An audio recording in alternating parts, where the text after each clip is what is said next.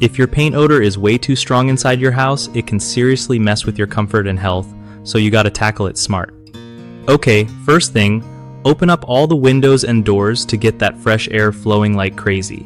If you got fans, point them out the window to push the stinky air outside faster.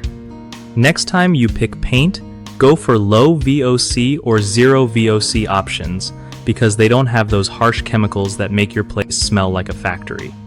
Keep your paint cans sealed tight when you're not using them to stop any extra fumes from sneaking out.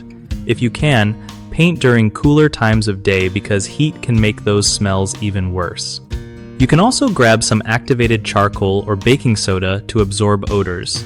Just toss them in open containers around the room. And if the smell is still hanging around days later, try wiping down painted surfaces with a mix of water and vinegar to help neutralize the scent. Last thing, avoid painting in small closed rooms without ventilation because the fumes will get trapped and make things unbearable. One of the biggest mistakes people make with strong paint odors indoors is forgetting to ventilate properly. No airflow means smells stick around way longer than they need to.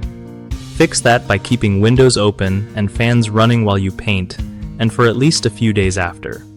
Another common issue is choosing regular paints loaded with volatile organic compounds instead of safer low VOC or zero VOC paints, which causes that awful smell and can trigger headaches or allergies.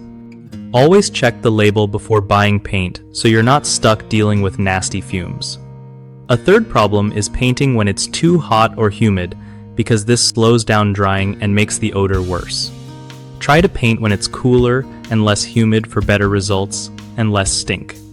BigHomeProjects.com is a great spot for homeowners looking to find trusted local contractors who actually know their stuff and show up on time. Contractors can also get more jobs and grow their business by connecting with people who need their skills through the site.